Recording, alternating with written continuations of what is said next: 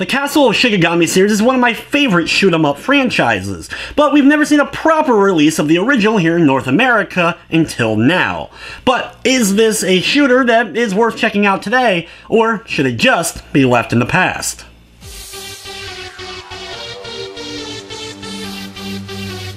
Castle of Shikigami was originally released in 2002 for the PS2, though when it was brought over to North America was made a sequel to Mobile Light Force, calling it Mobile Light Force 2, even though neither one of the games are related or even from the same developer. While we would see 2 and 3 get official releases in North America, the original is finally making it now for PC.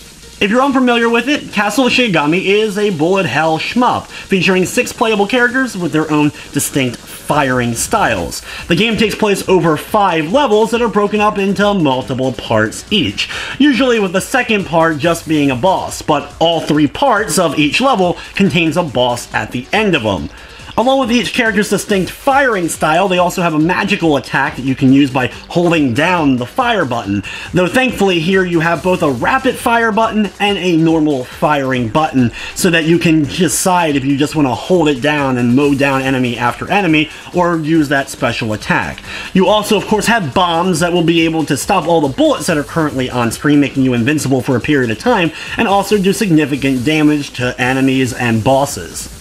One of the things I always loved about the game, though, is when you're dodging bullets, if one gets close enough to you, if you're in danger, it will actually charge up your firing power, making you do more damage, which becomes very helpful, especially during tougher boss encounters.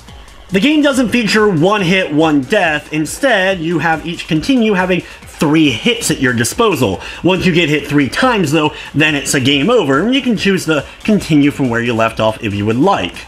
The game features multiple different difficulties for you to take on. I recommend starting off on the relatively easy ones if you're unfamiliar with the game or with shmups in general, but the more you end up playing and learning the patterns of the bullets, you can start ramping up that difficulty, and there's plenty of replayability if you're into these kind of games.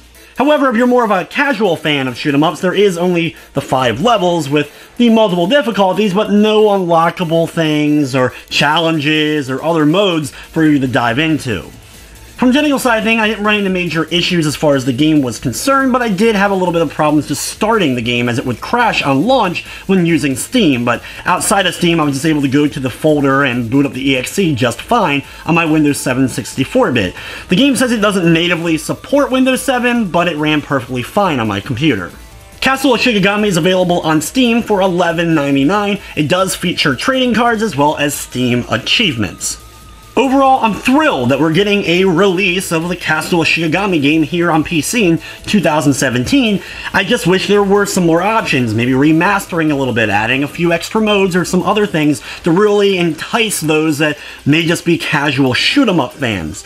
If you've been waiting for this game to get a kind of release here in North America, it is enjoyable for sure, and I still very much like the game. It has intense boss fights and plenty of bullet dodging action for you.